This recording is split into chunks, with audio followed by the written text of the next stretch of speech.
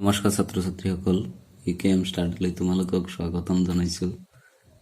আজি আৰু এটা নতুন ভিডিঅ' লৈ তোমালোকৰ আগলৈ আহিছোঁ। আজিৰ এই ভিডিঅ'টোত তোমালোকৰ কাৰণে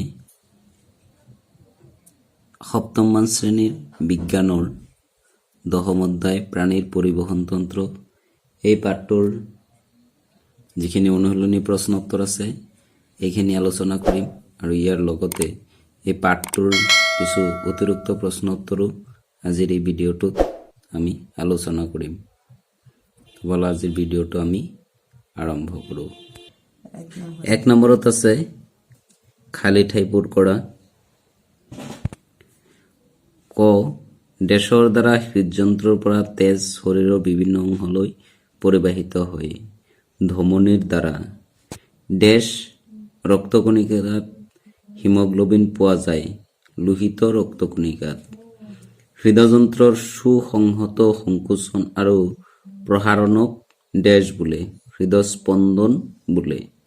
দেশৰ কাৰণে তেজৰ ৰং ৰঙা, হিমোগ্লোবিনৰ কাৰণে তেজৰ ৰং ৰঙা।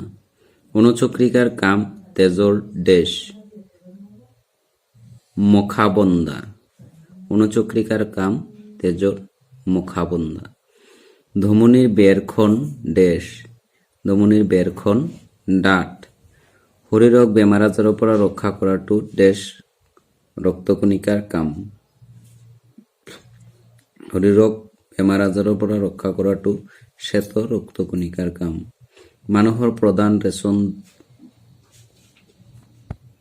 দ্ৰব্য হ'ল দেশ মানুহৰ প্ৰধান ৰেচন দ্ৰব্য হ'ল ইউৰিয়া। ঘামত পানী আৰু দেশ থাকে। ঘামত পানী আৰু ৰেচন পদাৰ্থ থাকে। নিয় নম্বৰ জুলীয়া অৱস্থাত বিক্ৰয় উপহৰণ কৰা বৰ্জিত দ্ৰৱক দেশ বোলে প্ৰস্ৰাৱ বোলে। 2 নম্বৰ প্ৰশ্ন তেজৰ উপাদানসমূহ কি কি? এইবোৰৰ গঠন আৰু কাৰ্য। তেজৰ উপাদানসমূহ হ'ল প্লাজমা, লোহিত ৰক্তকণিকা, শ্বেত ৰক্তকণিকা আৰু অনুচক্ৰিকা। 1 নম্বৰ প্লাজমা খেৰবৰণীয়া বা ঈষৎ হালধীয়া। প্লাজমাৰ 92% পানী আৰু বাকী 8% বিভিন্ন জৈৱ আৰু অজৈব পদাৰ্থৰে গঠিত। প্লাজমাত দ্ৰৱীভূত হৈ খাদ্যৰ সৰল পদাৰ্থ, হৰম'ন ইত্যাদি শৰীৰৰ বিভিন্ন অংশলৈ পৰিবাহিত হয় আৰু কোষত উৎপন্ন হোৱা কাৰ্বন ডাই অক্সাইডৰো এটা অংশ প্লাজমাৰ জৰিয়তে পৰিবাহিত হয়। তাৰপিছত আছে লোহিত ৰক্তকণিকা। লোহিত ৰক্তকণিকাবোৰ উভয়েই অৱতল। ইহঁত অতি ক্ষুদ্ৰ। লোহিত ৰক্তকণিকাবোৰৰ গড় ব্যাস 4 মাইক্ৰন। স্তন্যপায়ী প্ৰাণীৰ পূৰ্ণতাপ্ৰাপ্ত লোহিত ৰক্তকণাত কোষকেন্দ্ৰ নাথাকে। লোহিত ৰক্তকণিকাত হিমোগ্লোবিন নামৰ এবিধ ৰঞ্জক পদাৰ্থ থাকে, সেইবাবে তেজৰ ৰং ৰঙা হয়। লোহিত ৰক্তকণিকাত হাড়ৰ সজ্জাত উৎপন্ন হয় আৰু উৎপন্ন হোৱাৰ 120 দিন পিছত প্লীহাত ধ্বংস হয়। তাৰপিছত আছে শ্বেত ৰক্তকণিকা। শ্বেত ৰক্তকণিকাবোৰ বৰণহীন, কোষকেন্দ্ৰযুক্ত আৰু ভিন ভিন আকৃতিৰ হয়। শ্বেত ৰক্তকণিকাৰ কণাৰ গড় ব্যাস 8 পৰা 12 মাইক্ৰন। দেহক ৰোগৰ পৰা ৰক্ষা কৰাই এইবিধ ৰক্তকোষৰ কাম। এইবিধ। তাৰপিছত শেষৰটো অনুচক্ৰিকা। অনুচক্ৰিকাবোৰ বৃত্তাকাৰ আকৃতিৰ অতি ক্ষুদ্ৰ কোষ। অনুচক্ৰিকাৰ গড় ব্যাস 1 পৰা 4 মাইক্ৰন। ইহঁতৰ জীৱনকাল 4 পৰা 12 দিনলৈকে থাকে। অনুচক্ৰিকাৰ কাম হ'ল তেজ গোট মৰা বা মখাবন্ধা। 3 নম্বৰ প্ৰশ্ন শৰীৰৰ সকলো অংশৰ বাবে তেজৰ কিয় প্ৰয়োজন? আমাৰ শৰীৰৰ কোষবোৰত বহুতো অক্সিজেনৰ প্ৰয়োজন হয়। তেজে কোষবোৰক অক্সিজেনৰ যোগান ধৰে। আমি খোৱা সৰল পদাৰ্থবোৰ তেজেই কোষক যোগান ধৰে। আমাৰ শৰীৰৰ বৰ্জিত দ্ৰব্যসমূহ তেজে কোষৰ পৰা দেহৰ বিভিন্ন অংশলৈ কঢ়িয়ায়, য'ৰ পৰা ইহঁতে দেহৰ বাহিৰলৈ ওলাই যায়। এই কাৰণসমূহৰ বাবে শৰীৰৰ সকলো অংশৰ বাবে তেজৰ প্ৰয়োজন হয়। এইটো বহুত ইম্পৰ্টেণ্ট কুৱেশ্যন, এইটো ভালকৈ মুখস্থ কৰিবা তোমালোকে। হৃদযন্ত্ৰৰ মাজেদি তেজৰ চলাচল বৰ্ণনা কৰা। হৃদযন্ত্ৰ হৈছে পৰিবহণ তন্ত্ৰৰ এনে এক অংগ যি জন্মৰ পৰা মৃত্যুলৈকে অবিৰতভাৱে স্পন্দন কৰি থাকে। ইয়াৰ ফলত তেজ আমাৰ দেহত অবিৰতভাৱে চলাচল কৰি থাকে। এইটো হৈছে চিত্ৰটো কিতাপত আছে, তোমালোকে তাৰ পৰা ভালকৈ চাই ল'বা।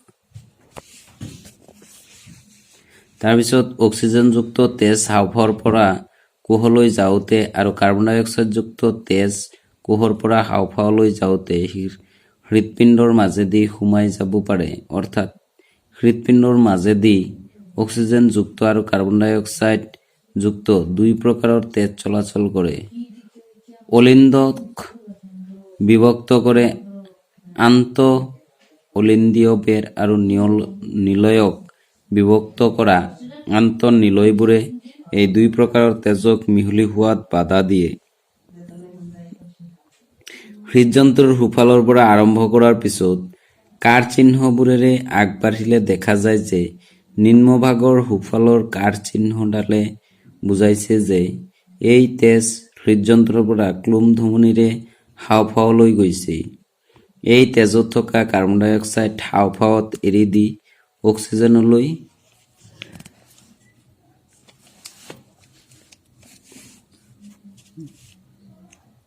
লয়। বাওঁফালৰ ওপৰৰ কাঁড় চিহ্নডালে বুজাইছে যে এই অক্সিজেনযুক্ত তেজ ক্লোম হীৰাৰে হৃদপিণ্ডৰ বাওঁফালেদি সোমাইছে। বাওঁফালৰ তলৰ কাঁড় চিহ্নডালে বুজাইছে যে ধমনীয়ে এই অক্সিজেনযুক্ত তেজ দেহৰ বিভিন্ন কোষলৈ পৰিবাহিত কৰিছে। তেজে দেহত এটা চক্ৰ সম্পূৰ্ণ কৰিবলৈ হৃদযন্ত্ৰৰ ভিতৰত দুবাৰ সোমাব লগা হৈছে, এবাৰ অক্সিজেনবিহীনভাৱে সোঁফালেদি আৰু এবাৰ অক্সিজেনযুক্তভাৱে বাওঁফালেদি। এনেধৰণৰ পৰিবহণক দ্বিচক্ৰী পৰিবহণ বোলে। তাৰপিছত 5 নম্বৰ প্ৰশ্ন আছে, ৰেচন দ্ৰব্যসমূহ দেহৰ পৰা উলিয়াই দিয়াটো কিয় প্ৰয়োজন? আমাৰ দেহৰ কোষসমূহে অনবৰতে কিছুমান জৈৱ ৰাসায়নিক কাৰ্য সম্পাদন কৰি থাকে। এই কাম কৰোঁতে কিছুমান অলাগতিয়াল আৰু শৰীৰৰ বাবে অপকাৰী পদাৰ্থৰ সৃষ্টি হয়। এইবোৰ শৰীৰত বেছি সময়লৈকে থাকিলে শৰীৰৰ ক্ষতি সাধন হয়। সেয়ে এইবোৰ শৰীৰৰ পৰা উলিয়াই দিয়াটো অত্যন্ত প্ৰয়োজন। 6 নম্বৰ আছে, মানুহৰ ৰেচন তন্ত্ৰৰ এখন চিহ্নিত চিত্ৰ আঁকা। এইটো হৈছে মানুহৰ ৰেচন তন্ত্ৰৰ চিত্ৰ। তোমালোকে আৰু ভালদৰে আঁকি ল'বা আৰু কোনকেইটা অংশ কি নাম সেইকেইটা ভালদৰে পৰীক্ষাত তোমালোকে লিখিব পাৰিবা। ভালদৰে এইখিনি চাই ল'বা। এইটো মানুহৰ ৰেচন তন্ত্ৰৰ চিত্ৰটো মাজে মাজে পৰীক্ষাত আহি থাকে, এইটো তোমালোকে ভালদৰে চাবা। তো এইখিনি আছিলে এই পাঠটোৰ অনুশীলনী প্ৰশ্নোত্তৰ। এতিয়া আমি ইয়াৰ অতিৰিক্ত প্ৰশ্নোত্তৰখিনি আলোচনা কৰিম। 1 নম্বৰ, পৰিবহণ তন্ত্ৰ কি? শৰীৰৰ ভিতৰত তেজে কিছুমান পদাৰ্থ গোটেই শৰীৰলৈ লৈ যায়, ইয়াকে পৰিবহণ তন্ত্ৰ বোলে। নলীতন্ত্ৰ কি? স্পঞ্জৰ দেহত বাহিৰৰ পৰা সোমোৱা পানীয় খাদ্যদ্ৰব্য ভিতৰলৈ নিয়ে আৰু ওলাই যাওঁতে বৰ্জিত পদাৰ্থসমূহ বা দ্ৰব্যসমূহ বাহিৰলৈ লৈ যায়। স্পঞ্জৰ এই পৰিবহণ তন্ত্ৰক নলীতন্ত্ৰ বোলে। প্ৰাণীৰ পৰিবহণ তন্ত্ৰ কেইটা উপাদানেৰে গঠিত আৰু কি কি? প্ৰাণীৰ পৰিবহণ তন্ত্ৰ 3টা উপাদানেৰে গঠিত। সেইবোৰ হ'ল ৰক্ত বা তেজ, ৰক্তবাহী নলী আৰু হৃদযন্ত্ৰ। তেজ কি? তেজ এবিধ জুলীয়া সংযোজক বা সংবহন কলা। তেজৰ 55% প্লাজমা আৰু বাকী 45% ৰক্তকণিকা। 5 নম্বৰ প্ৰশ্ন, ৰক্তকণিকা কেই প্ৰকাৰৰ আৰু কি কি? ৰক্তকণিকা 3 প্ৰকাৰৰ, সেইকেইটা হ'ল লোহিত ৰক্তকণিকা, শ্বেত ৰক্তকণিকা আৰু অনুচক্ৰিকা। 6 নম্বৰ, ৰক্তবাহী নলী কাক বোলে আৰু ই কেই প্ৰকাৰৰ? শৰীৰৰ ভিতৰত তেজ কিছুমান নলীৰ মাজেৰে চলাচল কৰে, তাকে ৰক্তবাহী নলী বোলে। ই 2 প্ৰকাৰৰ, সেইকেইটা হ'ল ধমনী আৰু হীৰা। ধমনী কাক বোলে আৰু ইয়াৰ কাম কি? যিবোৰ ৰক্তবাহী নলীয়ে তেজ হৃদযন্ত্ৰৰ পৰা শৰীৰৰ বিভিন্ন অংশলৈ নিয়ে, ইয়াকে ধমনী বোলে। ইয়াৰ কাম হ'ল ধমনীৰ মাজেৰে তেজ উচ্চ চাপত আৰু দ্ৰুত গতিত প্ৰবাহিত হয় পালমনাৰী ধমনীৰ বাহিৰে বাকী সকলো ধমনীয়ে অক্সিজেনযুক্ত তেজ পৰিবহণ কৰে। 8 নম্বৰ প্ৰশ্ন, শিৰা কাক বোলে আৰু ইয়াৰ কাম কি? যিবোৰ ৰক্তবাহী নলীয়ে শৰীৰৰ বিভিন্ন অংশৰ পৰা তেজ হৃদযন্ত্ৰলৈ আনে সেইবোৰক শিৰা বোলে। ইয়াৰ কাম হ'ল পালমনাৰী শিৰাৰ বাহিৰে বাকী সকলো শিৰাই দূষিত তেজ অৰ্থাৎ অক্সিজেনবিহীন কাৰ্বন ডাই অক্সাইডযুক্ত তেজ পৰিবহণ কৰে। 9 নম্বৰ, নাড়ী স্পন্দনৰ হাৰ কি আৰু লগতে এজন সুস্থ মানুহৰ নাড়ী স্পন্দনৰ হাৰ কিমান? 1 মিনিটত হোৱা নাড়ী স্পন্দনৰ সংখ্যাক নাড়ী স্পন্দন বোলে, নাড়ী স্পন্দনৰ হাৰ বোলে। এজন সুস্থ মানুহৰ নাড়ী স্পন্দনৰ হাৰ 82 পৰা 92 মাজত থাকে। হৃদযন্ত্ৰটো ক'ত অৱস্থিত? হৃদযন্ত্ৰটো বক্ষ গহ্বৰত অৱস্থিত। 11 নম্বৰ, হৃদস্পন্দন কি? এটা নিৰ্দিষ্ট সময়ৰ মূৰে মূৰে হোৱা সংকোচন আৰু প্ৰসাৰণকে হৃদস্পন্দন বোলে। চিকিৎসকে মানুহৰ হৃদস্পন্দন কিহৰ দ্বাৰা অনুভৱ কৰে? ষ্টেথোস্কোপৰ দ্বাৰা। 13 নম্বৰ, ৰেচন কি? যি প্ৰক্ৰিয়াই অলাগতিয়াল আৰু শৰীৰৰ বাবে অপকাৰী পদাৰ্থসমূহ শৰীৰৰ পৰা উলিয়াই দিয়া হয় তাকেই ৰেচন বোলে। ৰেচন তন্ত্ৰ কি? ৰেচন কাৰ্যত যিবোৰ অংগই ভাগ লয় সেইবোৰক একেলগে ৰেচন তন্ত্ৰ বোলে। মানুহৰ ৰেচন তন্ত্ৰ কিহেৰে গঠিত? মানুহৰ ৰেচন তন্ত্ৰ এযোৰ বৃক্ক, এযোৰ মূত্ৰনলী, এটা মূত্ৰাশয়, এটা মূত্ৰপথ আৰু এটা মূত্ৰছিদ্ৰৰে মানুহৰ ৰেচন তন্ত্ৰ গঠিত। 16 নম্বৰ প্ৰশ্ন, ৰেচন নলিকা কাক বোলে? বৃক্কৰ ভিতৰত কিছুমান অকোৱা পকোৱা নলী থাকে, এইবোৰক ৰেচন নলিকা বোলে। অপোহণ কাক বোলে? এইটো বহুত ইম্পৰ্টেণ্ট কুৱেশ্যন, পৰীক্ষাত আহি থাকে। তেজৰ পৰা কৃত্ৰিম উপায়েৰে ৰেচন পদাৰ্থ পৃথক কৰা প্ৰক্ৰিয়াটোক অপোহণ বোলে। ৰেচন প্ৰক্ৰিয়া কিদৰে হয়?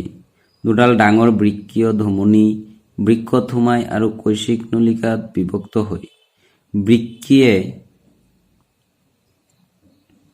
ধমনীয়ে কঢ়িয়াই অনা তেজত ৰেচন পদাৰ্থসমূহ থাকে। বৃক্কৰ ভিতৰত কৈশিক নলিকা আৰু ৰেচন নলিকাসমূহে ৰেচন পদাৰ্থসমূহক তেজৰ পৰা ছেকি পৃথক কৰি ৰেচন নলিকাৰ মাজেৰে নি মূত্ৰথলীত সুমুৱায়। পিছত এইবোৰ মূত্ৰথলীত জমা হয়। এই পদাৰ্থসমূহৰ লগত যথেষ্ট পৰিমাণে পানীও থাকে। পানী আৰু ৰেচন পদাৰ্থসমূহক একেলগে প্ৰস্ৰাৱ বোলে। মূত্ৰথলী প্ৰস্ৰাৱেৰে পূৰ্ণ হ'লে মানুহৰ প্ৰস্ৰাৱৰ অনুভূতি হয় আৰু সেই প্ৰস্ৰাৱ দুৱাৰেদি ওলাই যায়। এইটোৱে ৰেচন প্ৰক্ৰিয়া। 19 নম্বৰ, কৈশিক নলিকা কাক বোলে?